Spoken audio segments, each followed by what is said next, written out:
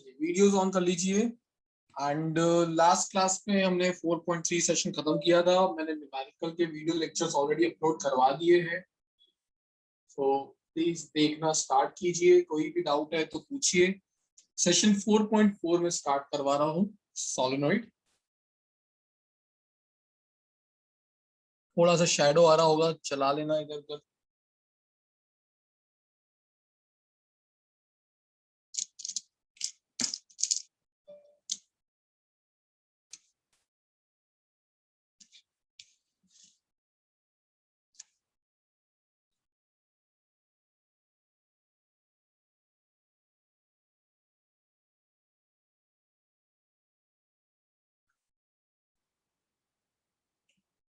Solenoid जो topic है, ये टॉपिक आपने सेशन 10th स्टैंडर्ड में भी पढ़ रखा है। अच्छा ठीक है ठीक है, ऑलराइट। विश्व ने मुझे याद दिलाया एक एग्जांपल नंबर 11 मैंने आपको लास्ट क्लास में बोला था, डेरिवेशन है जो एग्जांपल के फॉर्म में दिया है नोट्स में, वो भी करना बाकी है।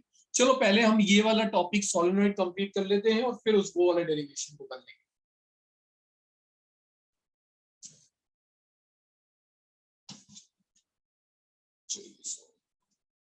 वीडियोस अभी भी कुछ ऑफ मिल रहे हैं मुझे, रेगुलर वंस के।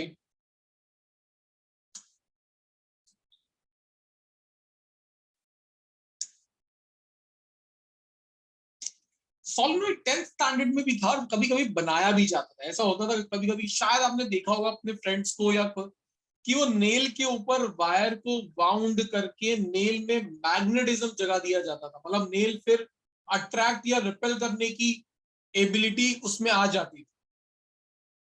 सोलेनॉइड कुछ और नहीं होता है, एक वायर लिया जाता है और अगर उस वायर को आपने इस तरीके से स्प्रिंग के फॉर्म में घुमा दिया तो इस स्ट्रक्चर को बेसिकली एक टाइप का हम क्या बोलते हैं, सोलेनॉइड। ये हमारा सोलेनॉइड बन गया। अब अभी बना नहीं है, जब हम इसमें करंट आई फ्लो करवाएंगे तो क्या होगा, ये आई करंट इस तरीके से फ्लो होने लगेगा और जब ये आई करंट फ्लो होगा तो ये क्या करेगा, अपनी मैग्नेटिक फील्ड बनाएगा। अब आप समझो, मेरे फिंगर के मोशन को देखना कि अगर आपका करंट ऐसे फ्लो हो रहा है, सब अपने पाम को इस डायरेक्शन में, राइट हैंड थंब रूल के पाम को इस डायरेक्शन में रखने का ट्राई करो, करंट के डायरेक्शन में कर्ल कराओ इस तरीके से, ऐसे इस तरीके से करंट आगे जा रहा है, फ्लो होता हुआ। अगर आप करंट ऐसे फ्लो कर, मतलब करंट इस डायरेक्शन में फ्लो का ऐसे, तो थंब इस तरफ पॉइंट आउट कर रहा है सबका। ये थंब क्या बताता है, डायरेक्शन ऑफ मैग्नेटिक फील्ड। अगर करंट आपका इस तरीके से घूम रहा है तो सोलेनॉइड के अंदर जो मैग्नेटिक फील्ड आएगी ये वो बता रहा है, और वो कैसी होगी, इस डायरेक्शन। अब आप ध्यान से देखो तो सोलेनॉइड के एक साइड से फील्ड निकल रही है और दूसरे साइड से एंटर कर रही है। Magnetic field lines always form close loop. सुना है इससे पहले 10th स्टैंडर्ड में, एक बार मैग्नेट की मैग्नेटिक फील्ड बना के दिखाता हूं। ये होता है नॉर्थ, ये होता है साउथ। बताया गया नॉर्थ से फील्ड निकलती है और साउथ में एंटर कर रही होती है, इस तरीके से बताया जाता था। और यहां पे इस तरीके से, और inside the magnet it is going from south to north. यही होता था डायग्राम। तो ये बेसिकली क्या बना, एक क्लोज लूप। तो आपको ये बताया जाता था कि जो मैग्नेटिक फील्ड होती है वो हमेशा क्लोज लूप ही बनाएगी। अगर एक साइड से निकल रही है, जिस साइड से निकलती है उसको बोला गया नॉर्थ, और जहां से एंट्री की उसने उसको बोला गया साउथ। तो क्या यही बेसिक स्ट्रक्चर आपको इस सोलेनॉइड में बनता हुआ दिख रहा है? जहां से निकल रही है उसको नॉर्थ बोल दिया और जहां से एंटर कर रही होगी उसको साउथ बोल दिया। इसलिए कहा जाता है कि सोलेनॉइड और बार मैग्नेट अलग अलग नहीं होते, इन ये ऑलमोस्ट एक जैसे ही बिहेव करते, क्योंकि दोनों की मैग्नेटिक फील्ड सेम है। एक साइड से निकल रही है, दूसरे साइड से एंटर कर रही है। तो आप सोलेनॉइड और बार मैग्नेट की जगह एक दूसरे को यूज कर सकते हो, बट डिफरेंस क्या है? ये तो मैंने सिमिलैरिटी बता दी कि दोनों की मैग्नेटिक फील्ड एक जैसी सी है, एक साइड से निकलती दूसरी साइड में एंटर करती है, but what is the difference between a simple bar magnet and a solenoid? 10th standard में ये डिफरेंस बताया गया था, और अभी भी लॉजिक से बता सकते हो, जो तुम्हें दिमाग में आ रहा है लॉजिक। दोनों, इसके पास भी मैग्नेटिज्म है, इसके पास भी मैग्नेटिज्म है, मतलब दोनों के पास एबिलिटी है चीजों को अट्रैक्ट रिपेल करने की, बट डिफरेंस क्या होगा? नोट्स में डायरेक्टली कहीं नहीं मिलेगा, तो ढूंढना भी मत।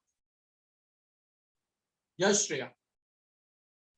Sir, maybe when the current stops flowing in the solenoid, it loses its magnetic properties.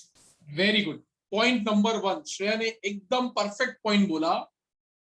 भाई बार मैग्नेट एक ऐसा मैग्नेट, एक ऐसा मटेरियल है जिसका मैग्नेटिज्म आपके कंट्रोल में नहीं है। वो बचपन से, जब से पैदा हुआ है तब से उसके पास मैग्नेटिज्म है, उसको बोला जाता है परमानेंट मैग्नेट। बट सोलेनॉइड एक टाइप का इलेक्ट्रोमैग्नेट है, टेम्परेरी मैग्नेट। जब करंट फ्लो कराओगे तो ही उसमें मैग्नेटिज्म आएगा। मैं चाहता हूं इसका मैग्नेटिज्म गायब हो जाए, मैं स्विच को ऑफ कर दूं, करंट गया, मैग्नेटिज्म भी गया, नॉर्मल सी कॉइल बन गई वापस से। तो बेसिकली मैग्नेटिज्म आपके कंट्रोल में है in case of solenoid, but in case of bar magnet आपके कंट्रोल में नहीं है। वो उसके पास बचपन से था और रहेगा।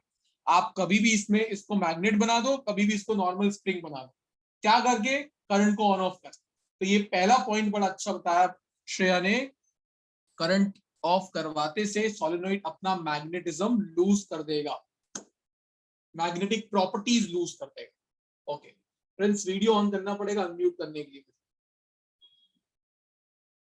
Yes Arya. Sir, the magnetic properties are sir उसकी जो मैग्नेटिज्म जो है वो कोई एक्सटर्नल फैक्टर पे डिपेंड नहीं करती। किसके? सर ये क्लोज लूप के। हाँ मतलब वही देख, यहाँ पे मैंने ये बोला इसका कोई भी एक्सटर्नल फैक्टर पे डिपेंड नहीं कर रहा है, वो भी तू इस तरीके से बोल सकता, पर इसका एक्सटर्नल करंट है, करंट पे डिपेंड करता है यहाँ पे। Yes Anushka, good Arya. So in the bar magnet, the polarity can't be changed, and in solenoid magnet, it can be changed by changing the direction. वाह, वेरी गुड। मतलब ऐसे कहा जा सकता है, कोई बोलेगा सर घुमा देता हूँ ना, बार मैग्नेट को घुमा के रख देता हूँ तो फील्ड चेंज हो गई ना। तो मतलब धनुष का सही भी है, और आर्ग्यूमेंट भी किया जा सकता है इस टॉपिक के ऊपर कि अगर मैं करंट का डायरेक्शन क्लॉकवाइज की जगह एंटी क्लॉकवाइज कर दूंगा तो इसकी direction of magnetic field reverse हो जाएगी। इधर कोई बोलेगा सर मैं घुमा के रख दूं तो मैग्नेट, ऐसा आर्ग्यूमेंट हो चुका है एक लंबा मेरे साथ पहले, हम नहीं किया था। तो बेसिकली एक ऐसा चीज है कि ठीक है, हाँ ये तूने जो बोला उसके लिए क्या बोलना जरूरी है, दोनों को हम चेंज नहीं कर रहे ओरिएंटेशन वाइज। अब इनकी मैग्नेटिक फील्ड को रिवर्स करके बताओ, तो इस केस में मैं क्या करूंगा, मैं करंट को अपोजिट डायरेक्शन में फ्लो करा दूंगा तो चेंज हो सकता है। इस केस में जब तक मैं बार मैग्नेट को उठा के उल्टा ना करूं तब तक मैग्नेटिक फील्ड का डायरेक्शन चेंज नहीं हो सकता। तो ये तब सही है। तो वेरी गुड, ये पॉइंट भी अच्छा आ गया। प्रिंस कुछ कहना चाहता था? हाँ सर, सर बार मैग्नेट का जो मैग्नेटिक फोर्स होता है वो कांस्टेंट होता है और उसमें हम इंक्रीज या डिक्रीज कर सकते हैं। मैं इसको स्ट्रेंथ के टर्म्स में भी बोल सकता हूँ। Very good Prince, very good. भाई जितना ज्यादा स्ट्रॉन्ग करंट फ्लो करवाओगे उतना ज्यादा स्ट्रॉन्ग फील्ड वो बनाएगा, उतना ज्यादा उसका फोर्स ऑफ अट्रैक्शन या रिपल्शन होगा। बट एक परमानेंट मैग्नेट का जो मैग्नेटिक रिपल्शन या अट्रैक्शन है वो कांस्टेंट रहेगा, वो चेंज नहीं हो सकता। वो तो पैदा होते से जो मिला था वही मिलेगा उसको। तो इसमें आप चेंज करवा सकते हो, स्ट्रॉन्ग करंट फ्लो करवा दो, जो फील्ड बनेगी वो भी स्ट्रॉन्ग बनेगी, जिसकी वजह से इसकी स्ट्रेंथ ज्यादा हो जाएगी। इसके यूज से तो हम कारों को भी उठा देते हैं। आपने मूवीज में देखा होगा जब कार, कोई गैराज होता है या कोई ऐसा एरिया जहाँ पे खराब कार पड़ी होती है और उनको ये क्रश कर रहे होते हैं, तो वो एक साइड से कार को उठा के दूसरी साइड पे शिफ्ट कर रहे होते हैं। करते क्या, यूज क्या करते हैं, बार मैग्नेट ही यूज करते हैं, सॉरी इलेक्ट्रोमैग्नेट। यहाँ पे मैग्नेट चालू किया, कार आगे चिपक गई, उठा के दूसरी जगह लेके करंट ऑफ कर दिया, कार नीचे गिर गई। इस तरीके से चीजों को उठा के एक जगह से दूसरी जगह भी रखा जाता है बाय यूजिंग इलेक्ट्रोमैग्नेट्स। यस आ रहे हैं? नहीं सर, वो पहले का ही रीजन है। Okay Shreya. Sir, we can also increase the coiling. Same चीज वही कि यहाँ पे नंबर ऑफ कॉइल, सही बात है, नंबर ऑफ टर्न्स को बढ़ा के भी हम इसका मैग्नेटिज्म स्ट्रॉन्ग कर सकते हैं। वो भी मैं बताऊंगा जब मैं फॉर्मूला डिराइव कर पाऊंगा। तो वेरी गुड वेरी गुड। मतलब समझ रहे हो ना डिफरेंस क्या है सोलेनोइड और बार मैग्नेट में, कि एक का मैग्नेटिज्म का कंट्रोल आपके हाथ में है। आप चाहो तो वो मैग्नेट की तरह बिहेव करेगा, आप नहीं चाहो तो एक वो सिर्फ वो स्प्रिंग, खेलने वाली स्प्रिंग भी बन सकती है। बार मैग्नेट एक परमानेंट मैग्नेट है जो अपना मैग्नेटिज्म खुद से लूज तो नहीं करेगा, बट अगर आप चाहो तो करवा सकते हो। किसी को आइडिया है कैसे एक बार मैग्नेट को उसका मैग्नेटिज्म हम जीरो कर सकते हैं, मतलब खराब कर सकते हैं एक मैग्नेट, सर तोड़ दे, क्रश कर दे ऐसे? एक वो तरीका है, बट लॉजिक एक और तरीका। यस विश्व। सर हैमरिंग या ऐसा कुछ था। हैमरिंग, वेरी, आदित्य ने भी मुझे वही बताया। हैमरिंग के अलावा भी एक होता है। लॉजिक लगा, बहुत बेसिक लॉजिक है। वेरी गुड आदित्य, तेरा आंसर सही है। यस दृष्टि गुड। अरे हीट, गरम कर दो। बहुत ज्यादा टेम्परेचर पे जब आप किसी परमानेंट मैग्नेट को गर्म करोगे ना, वो अपना मैग्नेटिक प्रॉपर्टीज को लूज कर देगा। तो by heating that magnet at very high temperature, हाँ ऐसा नहीं थोड़े बहुत टेम्परेचर, अच्छे खासे टेम्परेचर पे उसको गर्म करोगे, ऑटोमेटिकली वो अपनी मैग्नेटिक प्रॉपर्टीज को लूज कर देगा। बट क्या वापस आएगी? नहीं, ये वन वे रास्ता है। गया ऐसा है, पेपर जलाया ऐश बन गया, वापस पेपर बनेगा? नो। अगर राख बन चुका है गया, तो मैग्नेटिज्म भी उसका वापस लौट के नहीं आएगा, खराब हो चुका है, नया खरीद के लाओ और फ्रिज पे चिपका दो। तो वो आपके कंट्रोल में नहीं है। सो आई होप सोलेनोइड के बारे में आइडिया लग गया होगा। अब देखिए, जब आप एक सोलेनोइड को बनाते हो तो इसकी जो मैग्नेटिक फील्ड होती है, वो जब आप बनाने लगोगे तो अंदर मैग्नेटिक फील्ड लाइंस इतनी नजदीक नजदीक होती है। क्या दो मैग्नेटिक फील्ड लाइंस एक दूसरे को इंटरसेक्ट कर सकती है? ना इलेक्ट्रिक फील्ड लाइंस कर सकती थी, ना मैग्नेटिक फील्ड लाइंस कर सकती है। तो अंदर मैग्नेटिक फील्ड बहुत नजदीक नजदीक नजदीक आ जाएगी।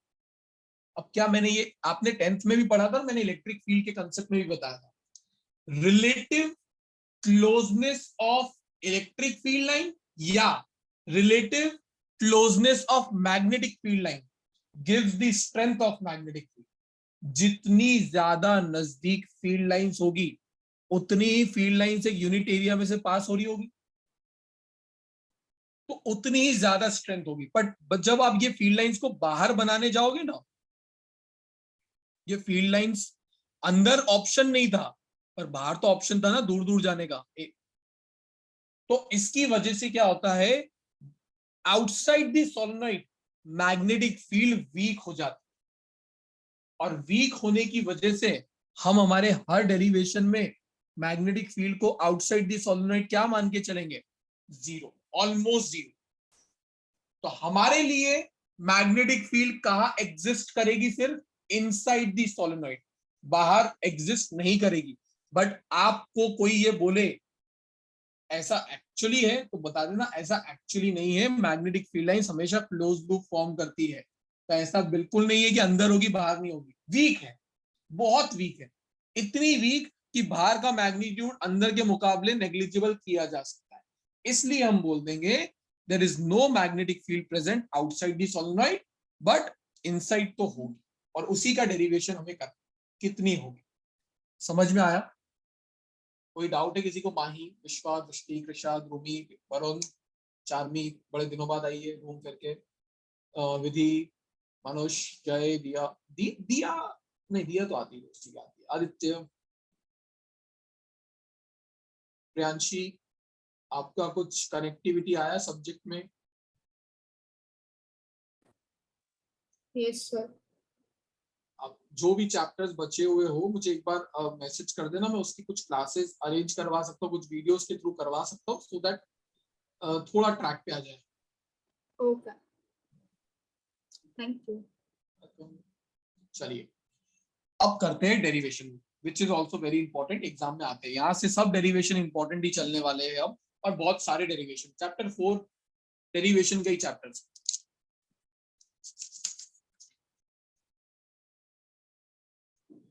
उसके लिए हमें एक डायग्राम बनाना पड़ेगा सबसे पहले। फोकस का इशू आ रहा है, जस्ट मुझे 1 मिनट का टाइम दो।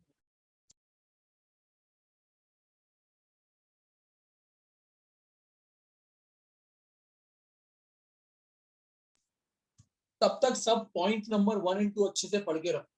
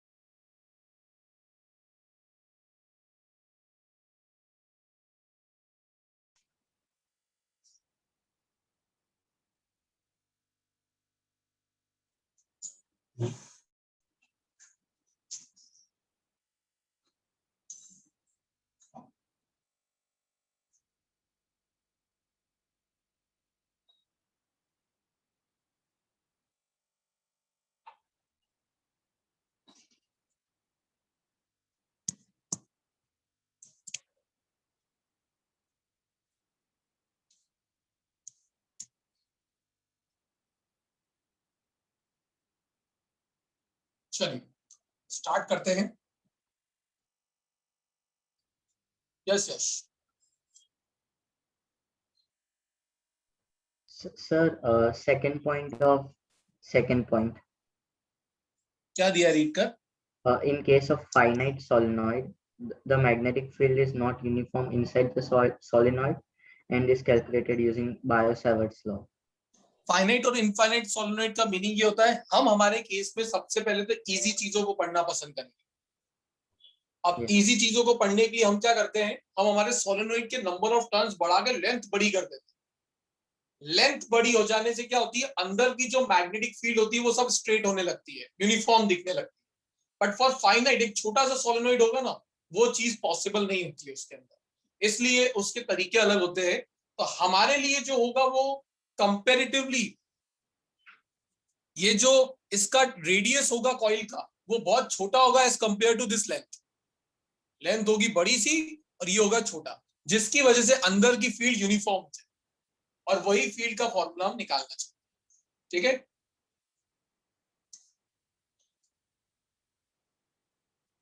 प्रिंसी बेटा क्लास में बस 20-25 मिनट लेट आए, ज्यादा टाइम नहीं हुआ, 20-25 मिनट। चलिए सो प्लीज टाइम पे आ जाया करो, नहीं तो प्रॉब्लम होगी। सबने देखा खाया तो होगा सबवे, सबवे की ब्रेड देखी ना, अलग अलग आती है, मल्टीग्रेन, ये ब्रेड वो ब्रेड। उस ब्रेड को बहुत बार वो जब वो उसको बीच में से कट करके उसको पूरा मोटू बना देते, इतनी सारी वेजीज डाल के, सॉस डाल के, जब उस ब्रेड को बीच में से कट किया होता है सब्वे की, वो वाला क्या होता है, उसका क्रॉस सेक्शन होता है ब्रेड का बेसिकली। उस टाइप का अगर मैं क्रॉस सेक्शन सोलेनॉइड का दिखाना चाहूं तो हम क्या करेंगे, सोलेनॉइड को बीच में से कट कर देंगे। सोलेनॉइड कैसा था, इस तरीके से हमने बीच में से कट कर दिया, तो बीच में से कट करूंगा तो मैं वो वाला डायग्राम आपको बना रहा हूं यहां पे।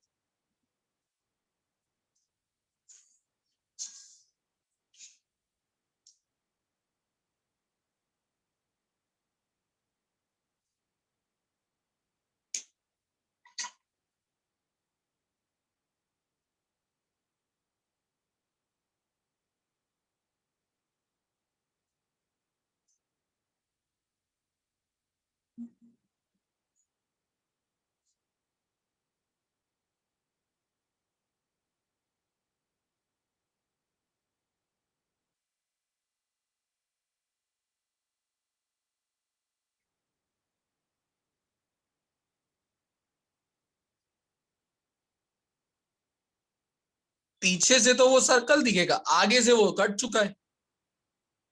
अब आप देखो, अगर करंट ऐसा फ्लो हो रहा था इसमें, तो ऊपर वाले से वायर से वो बाहर निकलता हुआ दिखेगा और घूम कर नीचे वाले में वो अंदर जाता हुआ दिखेगा। कोई भी चीज अगर प्लेन से बाहर की तरफ आ रही हो तो हम किससे रिप्रेजेंट करते हैं, हमेशा डॉट से। तो ये डॉट क्या बता रहा है यहाँ पर, direction of current which is outwards, coming out of the paper, और घूम के नीचे अंदर जा रहा होगा, तो ये बता रहा है क्रॉस साइन। तो ये डॉट और क्रॉस क्या है, करंट जो इस सोलेनॉइड में फ्लो हो रहा है। बस क्योंकि हमने कट कर दिया बीच में से, इसलिए आपको इस टाइप से दिखेगा कि ऊपर से बाहर आ रहा है, नीचे से अंदर जा रहा है। अभी मैंने बताया कि अगर करंट ऐसे फ्लो हो रहा हो तो मैग्नेटिक फील्ड आपको राइट साइड पे दिखेगा जाता हुआ, तो मैं वो मैग्नेटिक फील्ड भी बना देता हूं आपके लिए।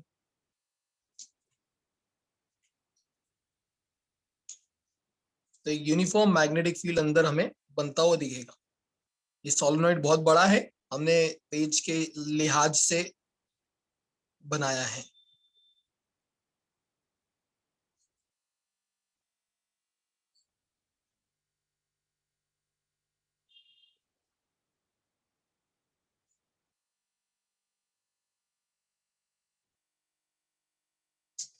This is the direction of magnetic field.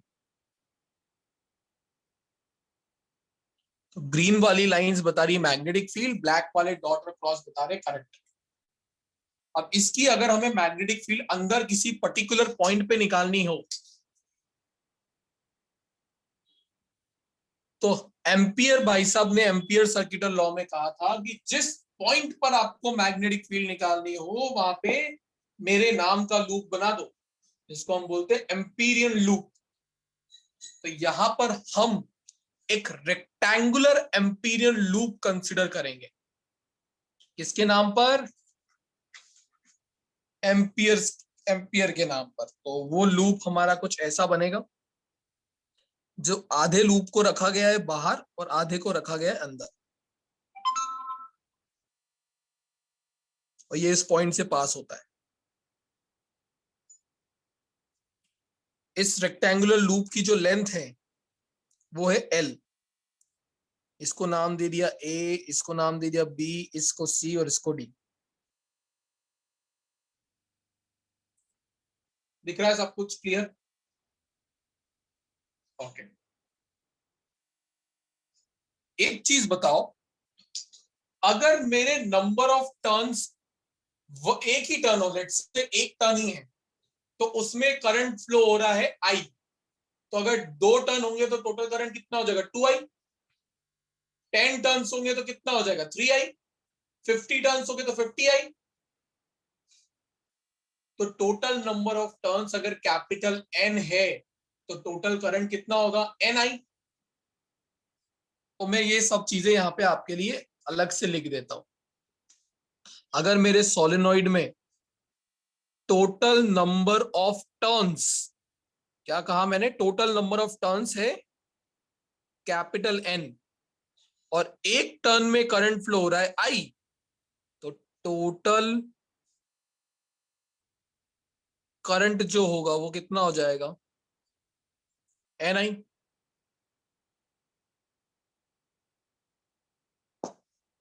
किसी को पता है स्मॉल n क्या होता था? क्या होता था स्मॉल n? चैप्टर 3 में भी आया था। 3 के हिसाब से बता दो तो मैं इधर से बता दूं। ये 3 क्या होता था स्मॉल n?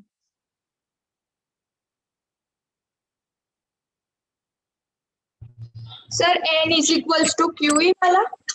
नहीं, स्मॉल n वो तो तू क्वांटाइजेशन बता रही है मुझे, और वो n is equal to Q नहीं, वो q is equal to n ही होता है। हाँ सर। स्मॉल n क्या होता है? Sir number of particles. Yes, number of particles की जगह इसको चैप्टर नंबर 3 में बोलते थे number of electrons. Yes sir, number density. Yes, number density, पर अभी तूने पूरा डिफाइन नहीं किया है। Number of electrons, number of electrons per volume. Yes, per unit volume में कितने नंबर ऑफ इलेक्ट्रॉन्स होते थे वो वहां की नंबर डेंसिटी होती थी। यहां पे इसको बोलते हैं टर्न डेंसिटी। टर्न डेंसिटी का मतलब क्या होगा? Number of turns per unit length. Unit length में कितने टर्न्स आएंगे, that is your turn density, number of turns per unit length. तो कैपिटल N को सब्जेक्ट बनाएंगे तो बन क्या जाएगा? Small n into L. तो यहां पर मेरे लिए टोटल करंट जो है I टोटल, वो कितना हो गया स्मॉल n के टर्म्स में? NLI। यहां तक पता लगा? जो टोटल करंट मेरे सोलेनॉइड से पास हो रहा है वो हो गया NLI। अब चलते हैं एम्पियर के लॉ पर। लास्ट क्लास में हमने एम्पियर का लॉ भी लर्न किया था।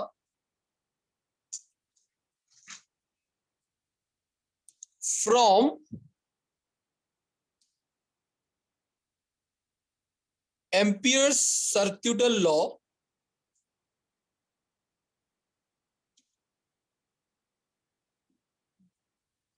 line integral of magnetic field B over a closed Amperian loop is equal to mu naught times the current enclosed या passing through that loop।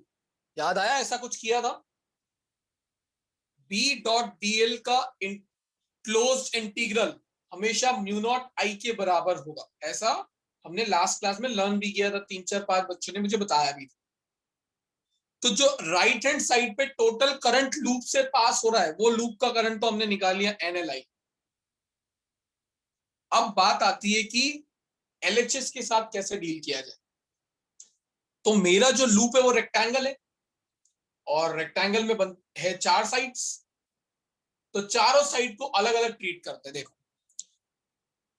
Integration A to B dot dl plus integration B to B dot dl, integration B to C के बाद क्या आएगा भाई? C to D B dot dl, और एक side बची होगी शायद D to A B dot dl is equal to mu naught I।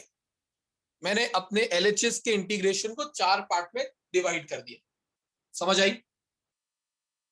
Videos जो ऑन रख सकते हो वो तो रखो यार। मैं आदित्य की भावनाएं हमेशा समझ जाता हूँ, पर बाकी सब तो कर सकते।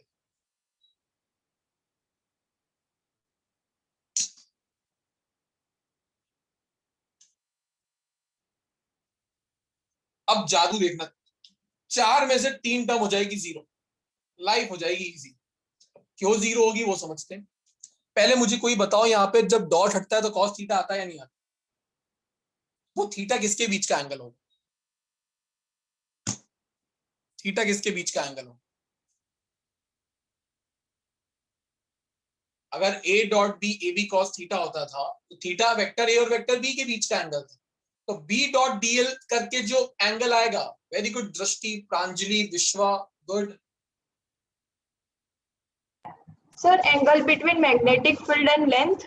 Yes, magnetic field and length. DL क्या थी? अरे डीएल भावनाएं समझो, एल एल होता है पूरा लेंथ, डीएल क्या होता है? छोटू लेंथ, पर है तो लेंथ ही ना। तो आप समझो, इधर देखना, क्या सभी को मेरी ग्रीन वाली लाइंस दिख रही है डायग्राम में? वो क्या रिप्रेजेंट करती है कृष्णा, ग्रीन वाली लाइन? अब तू, आई होप तू बोले और मुझे सुनाई दे जाए, क्योंकि हर बार मैं तेरे पे टाइम मारता हूं, तू बोलेगी और तेरी आवाज नहीं आती। सेम देख, मैंने बोला ना अपने साथ ये बात प्रॉब्लम रह गई, तू बोलेगी और मैं सुन नहीं पाऊंगा। कुछ तो इशू है यार, माइक्रोफोन काम नहीं कर दिया। Yes, sir. ग्रीन लाइंस क्या रिप्रेजेंट कर रही है? The magnetic field lines. Magnetic field को रिप्रेजेंट कर रही है। अब आप देखो B2C में अगर मैं छोटी लेंथ, पूरी लेंथ की जगह मैं छोटी भी लेंथ ले लूं, तो क्या वो छोटी लेंथ मैग्नेटिक फील्ड से 90 डिग्री पर है? Yes. क्या D2A में वो लेंथ मैग्नेटिक फील्ड से 90 डिग्री पर है? Yes. तो बेसिकली मेरा दो इंटीग्रल तो वैसे ही जीरो हो रहे हैं। कौन कौन से? यहां पे मैं लिख देता हूं नीचे, अच्छा पेन मिल जाए तो चलता हो। इंटीग्रेशन B2C, अगर मैं इसका B डॉट बी डीएल लिखूं तो बी डीएल यहां पर हो जाएगा cos 90, बाय डिफॉल्ट ये जीरो हो गया।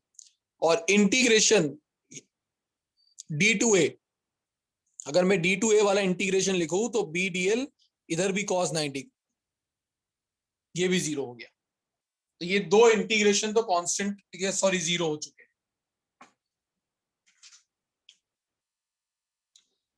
अभी थोड़ी देर पहले मैंने बताया था कि magnetic field outside the solenoid weak होती है बहुत। अगर आउटसाइड दी सोलेनॉइड वीक होती है तो इस जगह पर तो मैं अपनी मैग्नेटिक फील्ड को जीरो ही कंसीडर कर सकता हूं ना। अगर मैग्नेटिक फील्ड ही जीरो हो गई C2D वाले रीजन में, तो बाय डिफॉल्ट ये वाला इंटीग्रल भी क्या हो जाएगा? B DL cos theta zero आएगा। क्यों? क्योंकि मैग्नेटिक फील्ड जीरो इस केस हमने जीरो मान ली, आउटसाइड बहुत वीक थी। तो ये टर्म और ये टर्म, ये तीनों के आंसर तो जीरो आ गए। कोई डाउट है क्यों जीरो आया उसमें? शांश, जय, मानुष, राशि, प्रियांशी, ध्रुवी, वरुण, बच क्या गया ऊपर से? फर्स्ट वाला टर्म, चलो उसको भी सॉल्व कर लेते हैं। फर्स्ट वाले टर्म में है A to B, B dl. अब देखो फर्स्ट वाला ये A टू B, डीएल और मैग्नेटिक फील्ड पैरेलल है। पैरेलल होने की वजह से कॉस कितना बनेगा यहाँ पे? 0 डिग्री। मैग्नेटिक फील्ड सोलेनॉइड के अंदर जीरो होती है, क्या सॉरी यूनिफॉर्म होती है, जिसकी वजह से ये बाहर आ गए इंटीग्रेशन से। अंदर क्या बचा? Dl from A to B। अच्छा, ये छोटा सा लेंथ था डीएल। अगर A टू B में ऐसे बहुत सारे डीएल लेंथ ऐड करूंगा तो बनेगा तो पूरा लेंथ L ही ना। बेसिकली डीएल का integration from A to B क्या आ जाएगा? BL, B इंटू L, खत्म इस वाले पार्ट का। तो मैंने चारों इंटीग्रल सॉल्व कर दिया आपके अलग से। किसी को डाउट है तो पूछ सकते हो। यहाँ पे मैंने क्या किया, क्योंकि मैग्नेटिक फील्ड यूनिफॉर्म है सोलेनॉइड के अंदर, तो एज अ कांस्टेंट वो इंटीग्रेशन से बाहर आ गई, अंदर बचा डीएल। अब ऐसी छोटी छोटी डीएल लेंथ पूरी A टू B तक ऐड करोगे तो बनेगा क्या? Total length of the rectangular loop which is L, हमने ऑलरेडी डिफाइन कर रखा है। तो यहाँ पर वो L से रिप्लेस, डेरिवेशन खत्म हो चुका है ऑलमोस्ट 95%। यहां तक कोई डाउट है तो पूछ लो। कर दो आखिरी स्टेप, है हिम्मत? वो 3 इडियट का डायलॉग, ठीक है ठीक है। इसको दे दिया मैंने equation number 1। Now from equation 1 इसका वैल्यू BL, बाकी सब zero. Mu naught, total current कितना आया था? NLI, L से L कैंसिल, ये आपकी मैग्नेटिक फील्ड आ गई, म्यू नॉट एन आई। ये फॉर्मूला सब जगह काम आएगा। जब भी आपको एक सोलेनॉइड के अंदर मैग्नेटिक फील्ड निकालनी हो, mu naught n I, where n is number of turns per unit length, I जो करंट सोलेनॉइड में फ्लो हो रहा है, और mu naught permeability of free space, which उसका वैल्यू 4.10⁻⁻⁷। यहां पर ये आपका डेरिवेशन हो जाता है समाप्त, एंड, फुल स्टॉप।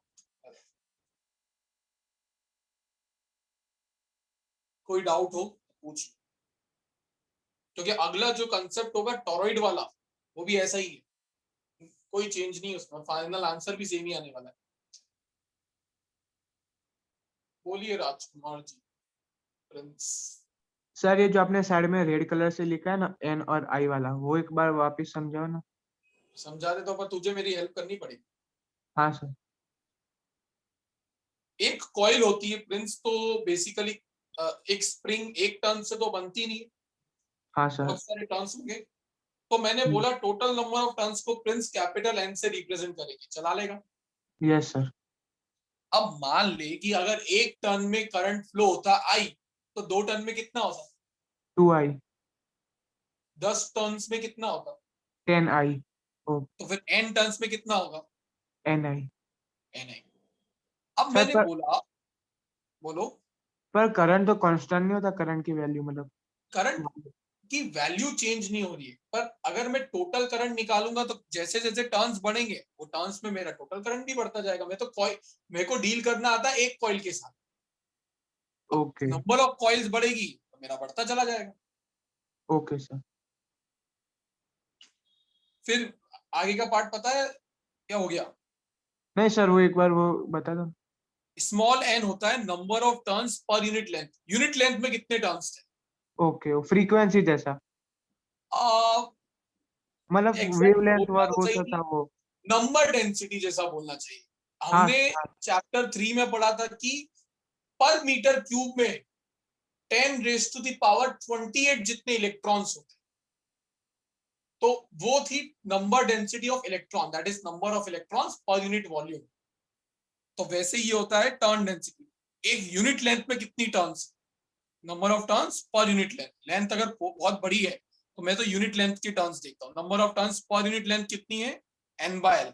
तो यहां से कैपिटल एन क्या बनेगा? Small n into l. L. यहाँ ओके पे ले जाके रख दिए। ओके ठीक है। चलो टॉरॉइड पे जाने से पहले एक डेरिवेशन जो एग्जांपल 11 वाला बाकी था वो मैं करवा देता हूं।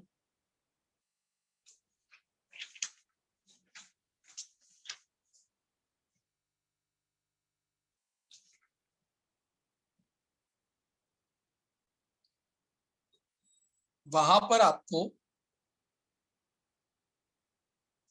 एक ऐसा वायर दिया हुआ, वायर,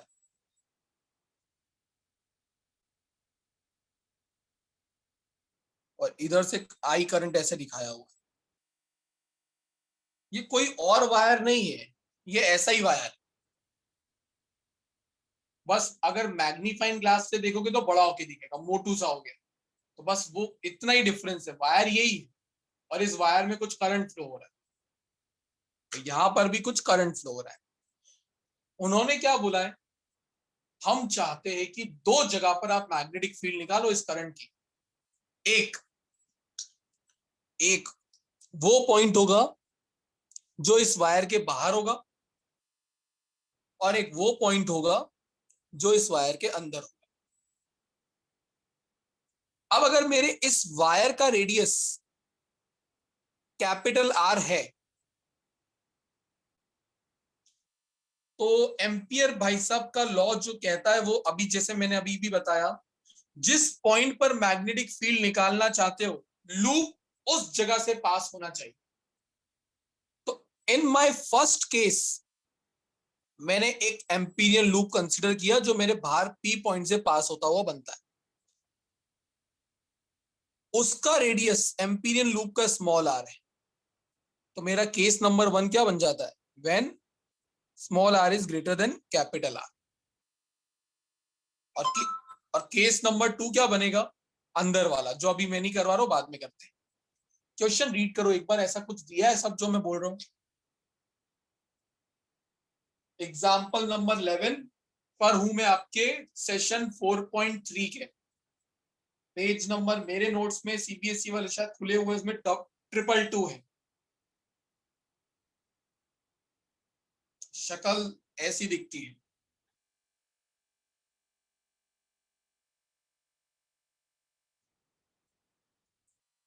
एक वायर है, एक वायर की मैग्नेटिक फील्ड निकालनी है दो डिफरेंट लोकेशंस पर। एक होगा इनसाइड दी वायर, एक होगा आउटसाइड दी वायर। जिन पॉइंट्स पे मैग्नेटिक फील्ड निकाली जाती है उन पॉइंट्स से ही पास होते हुए एम्पीरियन लूप को बनाना होता है। तो अभी हाल में अगर बाहर निकालना है तो एम्पीरियन लूप भी बाहर होगा। अच्छा, मुझे ये बता सकते हो यहाँ पे ये करंट क्या होता था, total current passing through that loop, यही होता था स्टेटमेंट में, कितना करंट उस लूप से पास हो रहा है। अगर ये पूरा लूप है मेरा, तो इसके अंदर से जो करंट पास हो रहा है वो वही करंट होगा जो वायर का करंट है। पूरा total current I, wire loop के अंदर ही आ रहा है ना पूरा वायर, टोटल करंट हमारा आई होगा। First part, from amperes सर्क्यूटल law, B dot dl is equal to mu naught I।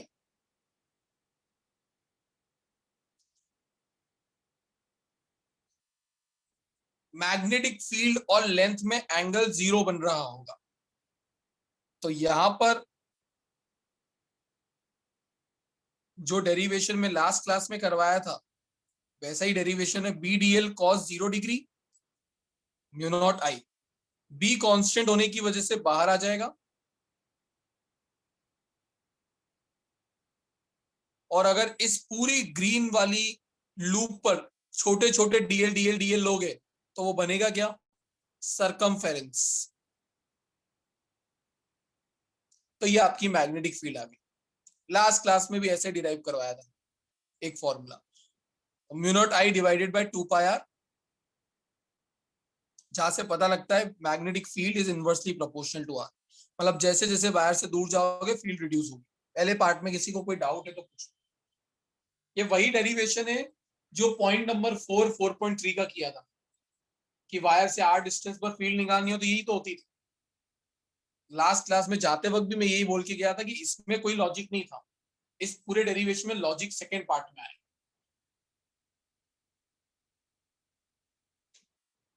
अब पॉइंट अंदर है, अगर पॉइंट अंदर है तो फिर लूप ऐसा बनेगा अंदर की तरफ,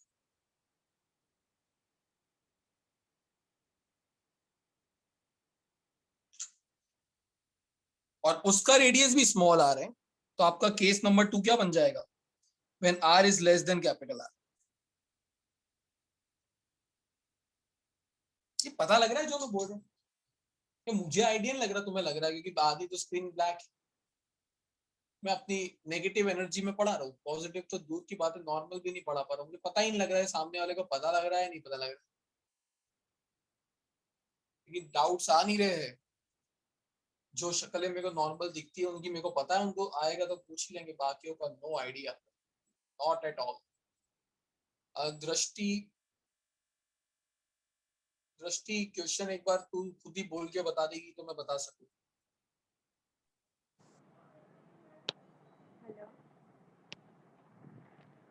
दृष्टि आवाज नहीं आ रही, आप माइक वर्क नहीं कर रहा है सर। There are 2 hours.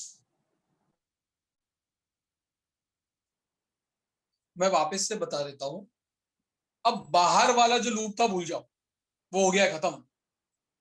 अब सिर्फ अंदर पिंक वाले लूप की बात हुई। तो हम हमारे एम्पीरियन लूप का रेडियस स्मॉल आर लेते हैं। तो इस केस में वो स्मॉल आर मेरे वायर के रेडियस से छोटा है, इसलिए केस ये बना। तो हम एक ही वक्त पे दोनों नहीं देख रहे। पहले हमने डार्क ग्रीन वाला जो मैंने लूप बनाया था उसके लिए सॉल्व किया, अब मैं अंदर निकाल रहा हूं तो पिंक वाले लूप के लिए सॉल्व कर। Alright, good. एक चीज बताओ, जो करंट यहां पर आता था वो तो करंट एनक्लोज्ड होता है, जो लूप के अंदर से पास होता है।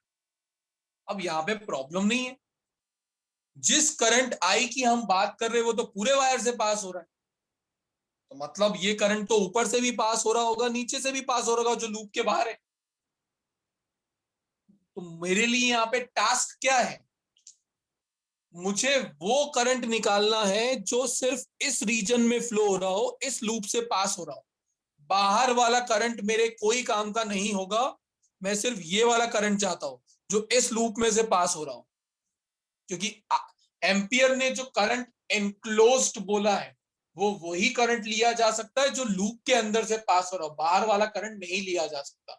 और वही निकालना इस challenging task in this part, बाकी सब सेम रहेगा। यही चीज लगाऊंगा, सिर्फ आई की जगह वो वैल्यू रखो। अब देखते किसी को चैप्टर 3 याद है क्या?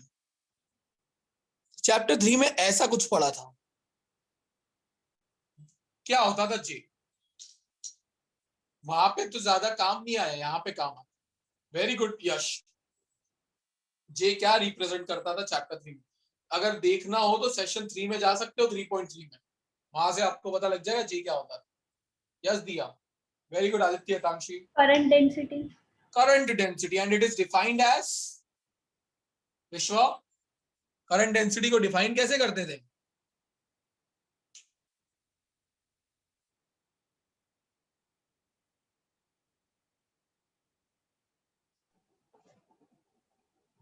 विश्व, हेलो यस विश्व,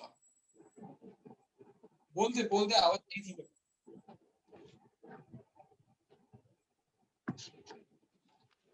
पता नहीं आवाज। डेफिनेशन याद नहीं। अरे मैंने लिख दी, करंट डेंसिटी इज डिफाइंड, हाँ current density is defined as current per unit area, बस इतना ही था।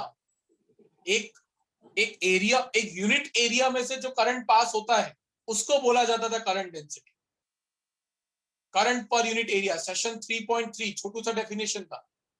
अब देखिए, इस पूरे वायर में आई करंट फ्लो हो रहा है, पूरे वायर में आई करंट फ्लो हो रहा है। मैं इस वायर के यूनिट एरिया का करंट निकालता हूं सबसे पहले, कि इस वायर के यूनिट एरिया में से कितना करंट पास हो रहा होगा। तो वो होगा total current divided by area, क्या होगा, पाई कैपिटल आर स्क्वायर। यही होगा करंट पर यूनिट एरिया। इस पूरे वायर में से जो करंट फ्लो हो रहा था, मैंने बोला छोड़ो यूनिट एरिया का निकालते, यूनिट एरिया में से कितना पास हो रहा है। तो अगर यूनिट एरिया में से इतना करंट पास हो रहा है तो बताओ इतने एरिया में से कितना करंट पास हो रहा होगा। क्या यूनिटरी मेथड लगाई जा सकती है यहाँ पे? अगर यूनिट एरिया में से इतना करंट पास हो रहा है तो बताओ ये कितना एरिया होगा अंदर वाला, पाई आर स्क्वायर, यही होगा अंदर स्मॉल आर स्क्वायर।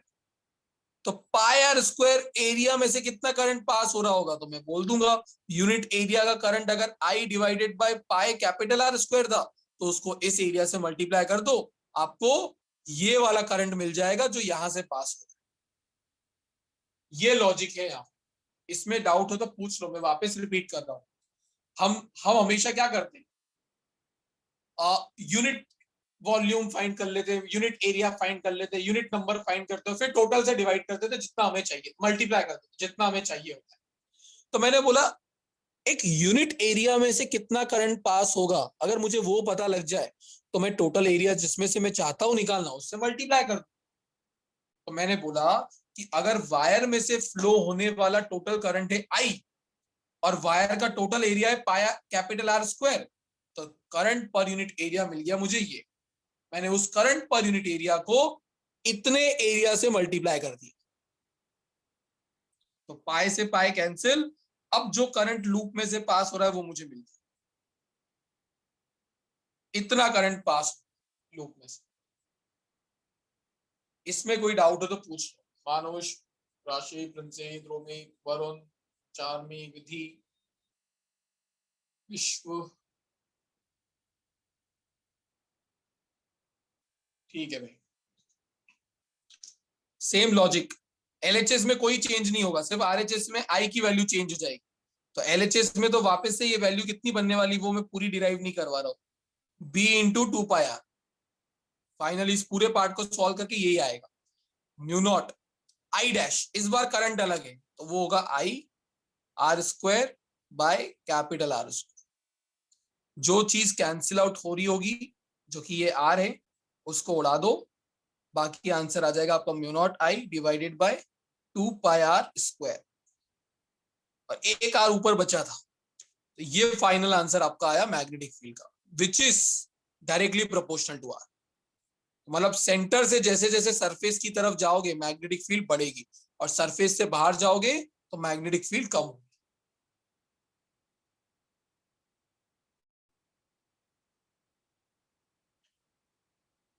क्या जो ग्राफ दिया है वो समझ आ रहा है नोट्स में?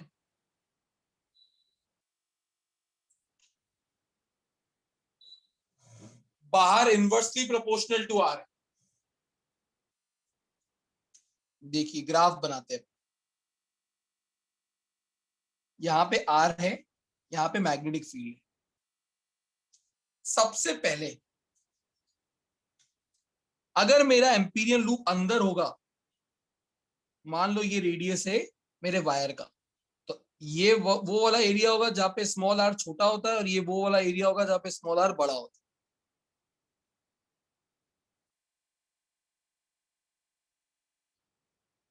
ये कौन सी मैग्नेटिक फील्ड है?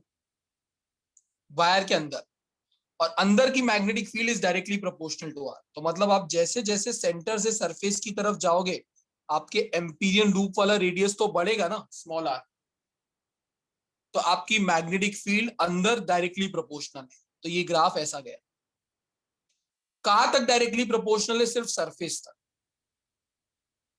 सरफेस के बाहर जैसे ही आपने कदम रखा, फॉर्मूला ये हो गया, वहां से पता लगा इनवर्सली प्रोपोर्शनल टू आर। तो सरफेस के बाहर ये इनवर्सली गई। तो यहां पे ये है इनसाइड दी वायर, ये है आउटसाइड दी वायर, और ये है सरफेस जहां पे स्मॉल आर कैपिटल आर बराबर हो जाता है।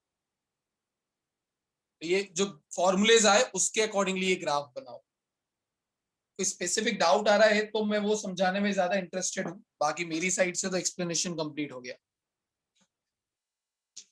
जो भी डाउट है आप पूछ सकते हो, डाउट अच्छे दाग की तरह।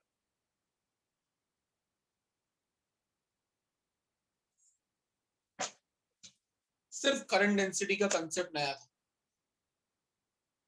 यस मानुष, धन्य हूं, कोई तो पूछ रहा। सर वो ग्राफ एक बार समझा सकते हो, वो बीच में कनेक्शन चला गया था। बता देता हूं भाई। देख, ग्राफ में एक्स एक्सिस पर हम ले रहे हैं डिस्टेंस। तो डिस्टेंस मतलब सेंटर से, ये सेंटर से डिस्टेंस है। तो सेंटर से लेकर सरफेस तक का जो डिस्टेंस था वो था रेडियस। मैंने मान लिया वो इतना है। अब अगर एम्पीरियन लूप मेरा सरफेस के अंदर है, जैसे पिंक वाला लूप बनाया था, और एम्पीरियन लूप के रेडियस हम क्या मानते हैं? Small r. तो ये वो वाला रीजन होगा जब हम वायर के अंदर है, और ये वो वाला रीजन होगा जब हम वायर से बाहर जा चुके हैं, क्योंकि मेरा आर से बड़ा हो गया डिस्टेंस। ये पता लगा? ओके। अब जब वायर के अंदर थे तो फॉर्मूला ये डिराइव हुआ, वहां से पता लगा magnetic field is directly proportional to small r. मतलब आप जैसे जैसे अपने अंदर इस पिंक वाले सर्कल का रेडियस बढ़ाते जाओगे बढ़ाते जाओगे बढ़ाते जाओगे, मैग्नेटिक फील्ड भी बढ़ेगा। तो मैग्नेटिक फील्ड वाई एक्सिस पे था, तो सरफेस तक मैग्नेटिक फील्ड बढ़ा। अब मैं जैसे ही सरफेस के बाहर जंप मारा तो फॉर्मूला ये आ गया, वो कहता है b is inversely proportional to r. तो उसके बाद मेरा इनवर्स का ग्राफ कैसा होता है? ऐसा। तो ये अगर मैं लेबलिंग करूं तो ये वो रीजन है जहां पे मेरा स्मॉल आर और कैपिटल आर बराबर हो चुका है, सरफेस। तो ये वाली लेबलिंग हो गई स्मॉल आर कैपिटल आर के बराबर। लेफ्ट साइड जाऊंगा तो अंदर चला जाऊंगा जहां पे मेरा आर छोटा हो जाता है, और राइट साइड जाऊंगा तो मेरा आर एम्पीरियन लूप का बड़ा हो जाता है। तो सरफेस पे फील्ड सबसे ज्यादा है, अंदर भी जाओगे तो कम होगी, बाहर भी जाओगे तो कम। पता लगा मानुष? Yes sir. ओके। अब आ जाते हैं टॉरॉइड पर, जो 4.4 का टॉपिक।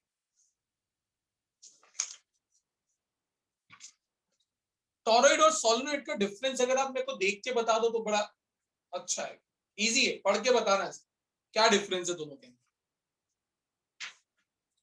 एक सोलेनोइड एक टॉरॉइड।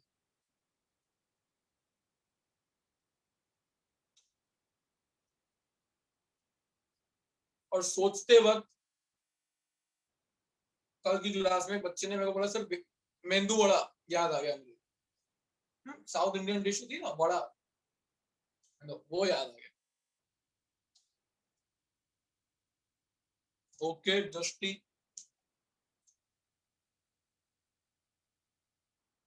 गाड़ी का टायर देखा है खुला हुआ, मतलब ऐसा नहीं गाड़ी में चलता हुआ नहीं, खुला ऐसा, जब पंचर वंचर हो जाती है तो निकालते हैं। जब आप अपनी सोलेनोइड की स्प्रिंग, जो स्प्रिंग थी उसके दोनों एंड को पकड़ के जोड़ दोगे तो वो एक कैसा स्ट्रक्चर बनेगा, उसको बोलते हैं टॉरॉइड। अगर स्प्रिंग अगर ऐसी थी तो ये सोलेनोइड था, और इस एंड को इसके साथ घुमा के जोड़ दिया, जो मेरे से बनेगा बिल्कुल नहीं, ऐसा करता हूं ऐसा, ये मेंदू वड़ा और ये वायर, इसको बोलते हैं टॉरॉइड। डिफरेंस क्या है, सोलेनोइड के पोल्स होते हैं, जहां से फील्ड निकलती है उसको नॉर्थ बोलते हैं, जहां से एंटर करती है उसको साउथ बोल रहे थे। यहाँ पे कोई पोल नहीं होने वाला क्योंकि सब जोड़ दिया गया है। तो यहाँ पे याद रखना, the major difference between solenoid and toroid क्या है, उसके पोल्स होते हैं, इसके पोल्स नहीं होंगे, बाकी कोई चेंजेस नहीं।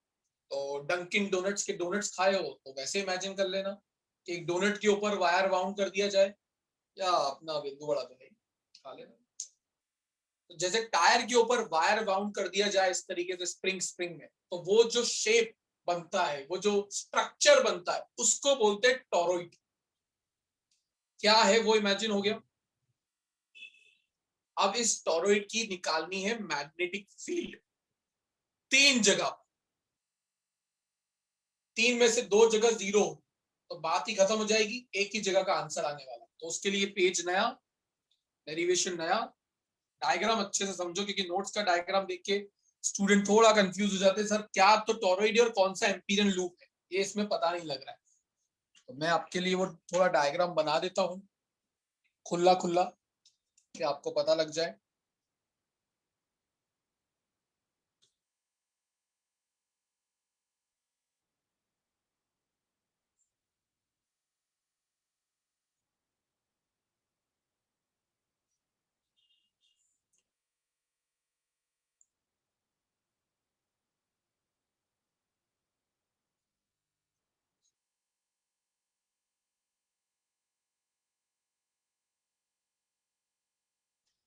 ये हमारा टायर, डंकिन डोनट, जो समझना समझ लो।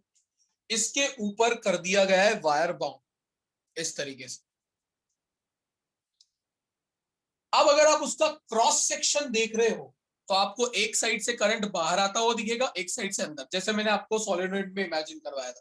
फिर घूम के वापस से ऊपर से बाहर, फिर नीचे, फिर बाहर, फिर नीचे, इस तरीके से करंट फ्लो हो रहा होगा वायर में। तो जहां से बाहर आ रहा होगा, मैं डॉट बता रहा था ना, मैं अभी भी वही बता रहा हूं।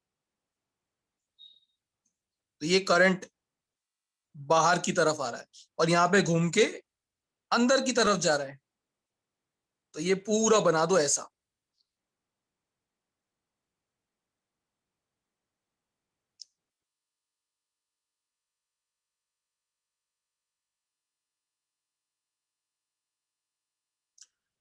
आपका जो ब्लॉक टेस्ट होने वाला है, अभी सीबीएसई ने बीच में पैटर्न चेंज कर दिया, आपने भी देखा होगा, सब्जेक्टिव और ऑब्जेक्टिव मिक्स वाला। तो मैं पहले ही बता देता हूँ, फॉर सीबीएसई स्टूडेंट्स हम अब उसको 50-50 कर देंगे, 50% एमसीक्यू, 50% थ्योरी। अभी तक ये नहीं पता है कि कुछ कौन, जुलाई एंड में पता लगेगा कि कौन से चैप्टर्स में से सीबीएसई सिर्फ एमसीक्यू पूछेगी और कौन से में से सब्जेक्टिव, वो नहीं है, इसलिए मैं 50-50 रख रहा हूं। बेसिक ही होंगे जो आपने अभी तक रेडी किया है, उसके ऊपर ज्यादा कोई कॉम्प्लिकेटेड एमसीक्यू नहीं होंगे, कंसेप्ट्स आपके क्लियर होने चाहिए। गुजरात बोर्ड का पैटर्न जो पुराना है वही है, उसमें कोई चेंजेस आए नहीं है, तो वो वही रहेगा। और वो शायद यही था, 50-50 होता है ना आपका, तो 50 एमसीक्यू 50 थ्योरी, 100 मार्क्स का पेपर। 11th में फॉलो नहीं होता था ये, वो अलग बात है तुम्हारे स्कूल में बहुत सालों के, पर 12th का पैटर्न ये होता है, 1 घंटा आपको दिया जाएगा एमसीयू करने के लिए और छीन ली जाएगी आपसे शीट, फिर 2 घंटे आपको दिए जाएंगे बाकी का पेपर करने के लिए। तो इतना जो पार्ट मैंने बनाया है ये टोरॉइड। अब मैग्नेटिक फील्ड कहां पे निकालनी है? एक अंदर ओपन स्पेस, एक यहां पर इनसाइड द टोरॉइड और एक आउटसाइड द टोरॉइड। ये 3 जगहों पर हमको मैग्नेटिक फील्ड निकालनी है। तो 3 एम्पीरियल लूप बनेंगे। तो 3 केस के 3 एम्पीरियल लूप मैं पहले ही बना देता हूं। और मेरे एम्पीरियल लूप को मैं डॉटेड से बता रहा हूं, वैसे मेरे को जरूरत नहीं है डॉटेड से बताने की, मेरे पास कलर है। तो this is my amperian loop 1 जिसका रेडियस है R1।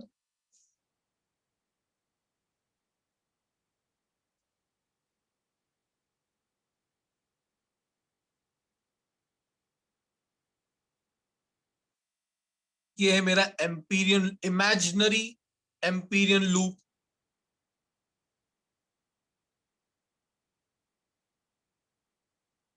टू जिसका रेडियस है R2 और एक बाहर वाला होगा।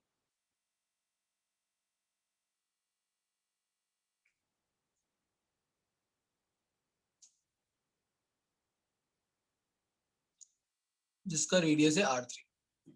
तो जो ऑरेंज से बनाया है वो एम्पीरियल लूप है और जो ग्रीन वाले से बनाया है टोरॉइड उतना ही है।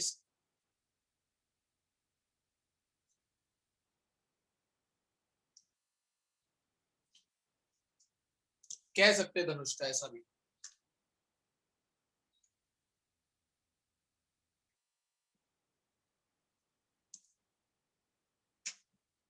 सबसे पहले इजी निपटा लेते हैं।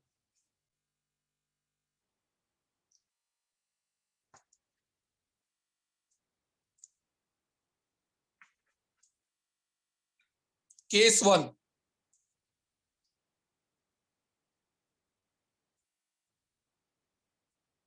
इस वाले पॉइंट को जो अंदर है टोरॉइड के उसको बोला जाता है, मैं नोट्स के लिख रहा हूं, for point in the open space.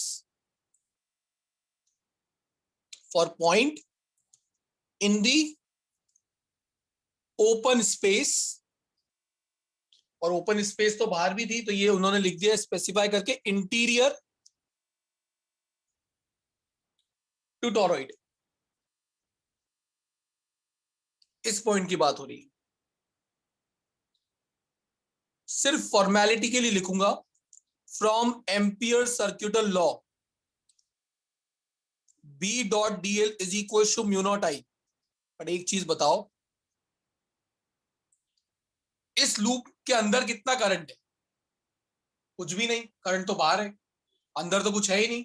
तो अगर करंट ही नहीं है, करंट एनक्लोज्ड जीरो है, तो मैग्नेटिक फील्ड भी आपकी फर्स्ट केस में जीरो आएगी, खत्म।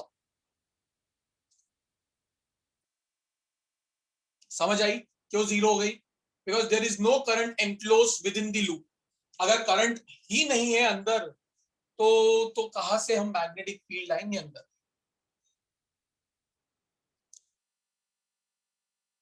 केस 2, केस 3 को मैं केस 2 बना रहा हूं पहले। फॉर पॉइंट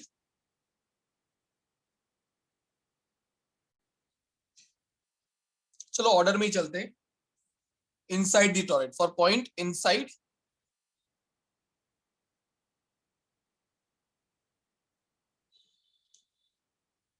ध्यान से देखो, जो ऑरेंज वाला सर्कल मैंने टोरॉइड के अंदर बनाया है, उसमें डॉट वाला करंट बाहर है लूप से और क्रॉस वाला करंट अंदर है। मतलब करंट सिर्फ, अगर मैं कहूं तो वो करंट सिर्फ अंदर की तरफ जाने वाला ही है जो प्रेजेंट लूप के अंदर। अब यहां पे अगर मैं निकालता एम्पियर सर्किटल लॉ लगाता, b dot dl is equal to mu naught I. Again magnetic field constant होने की वजह से बाहर आ जाएगी, cos थीटा 0 है, जो पहले चला आ रहा था वही सब चलेगा। और यहां पर डीएल का इंटीग्रेशन अगेन क्या बन जाएगा, 2 pi are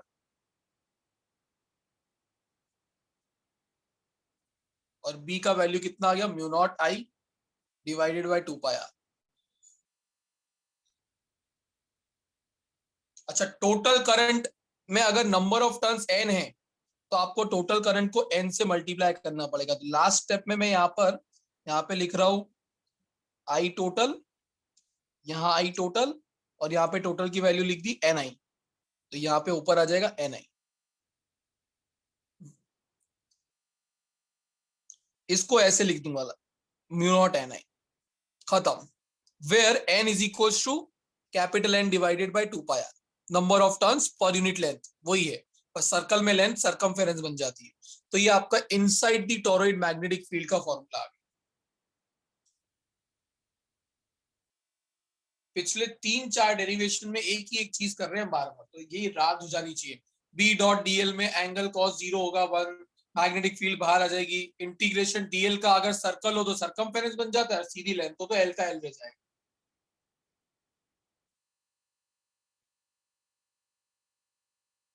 case 3, for point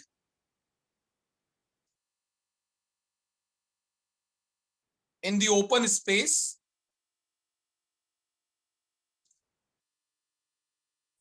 outside the toroid। अब आउटसाइड देखो, पहले तो formality from ampere circuital law, b dot dl is equal to mu naught I enclosed. ये जो बाहर वाला सर्कल है उसमें देखो, जितना करंट प्लेन से बाहर आ रहा है उतना ही करंट प्लेन के अंदर जा रहा है, जितना करंट बाहर आएगा उतना ही अंदर जाएगा। तो बेसिकली यहाँ का नेट करंट 0 हो जाएगा।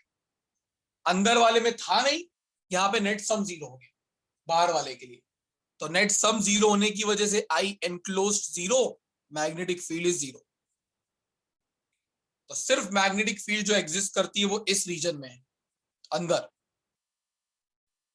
और उसका वैल्यू सोलेनोइड जैसा ही है। बस सोलेनोइड में स्मॉल एन क्या होता है, कैपिटल एन बाय एल। ये याद रखना न्यूमेरिकल के लिए।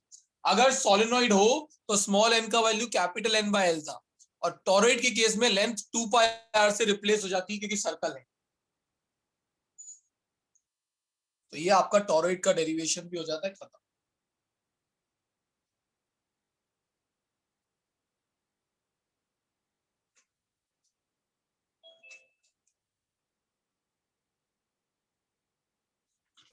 सेशन में अभी भी 2 डेरिवेशन बच जाते हैं, जिसका हो गया वो जा सकता है। जाओ खाओ पियो मजे करो, नेक्स्ट क्लास में करेंगे। यस विश्वा। सर अगर